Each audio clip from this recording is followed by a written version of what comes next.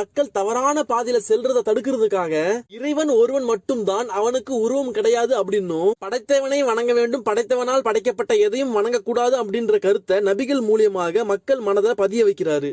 இவருதான் கடவுள், இதுதான் கடவுள் அப்படின்னு யாராவது சொன்னாங்கன்னா மக்கள் அதை நம்பி ஏமாந்துட கூடாதுன்றதுக்காக சிவபெருமான் அப்படி செய்யறாரு. இறைவன் உருவம் இல்லாதவன் அப்படின்னு சொன்னதுக்கான காரணம் சிவபெருமானோட ஆரம்ப நிலையான ஆற்றல் நிலையை மையமாக கருதி சொல்லப்பட்டது. இறைவன் ஒருவன் மட்டும்தான் அப்படின்னு சொல்றதுக்கான காரணம் உண்மையாவே இறைவன் ஒருவன் தாங்க. இந்து ரிலிஜியன்ல இருக்கிற எல்லா கடவுள்களுக்கும் ஆரம்ப புள்ளியாகவும் எல்லா கடவுளும் கடவுளாக கருதப்படுற ஒரே ஒருத்தர் தான், இது மகாதேவர் சிவபெருமான் மட்டும்தான். இஸ்லாம்ல அல்லான்னு சொல்லி வழிபட்டு இருக்கிறதும் சிவபெருமான தான். இயேசு கிறிஸ்து சிலுவையில இறக்குறப்போ பரம பிதாவேன்னு சொன்னதும் பரம்பொருள் சிவபெருமான தான். சிவபெருமான பொறுத்த வரைக்கும் ஒன்னே ஒண்ணுதான், நீ எந்த பேர்ல வேணா வழிபடு, அதுக்கு நீ உண்மையா இருந்தினா அதுக்கு நான் உணர்வா இருப்பேன், அவ்வளவுதான். கடவுள், கட என்பதற்கு உடல்னு, உள் என்பதற்கு உள்ளம், அதாவது ஆத்மானும் பொருள். கடவுள் அப்படிங்க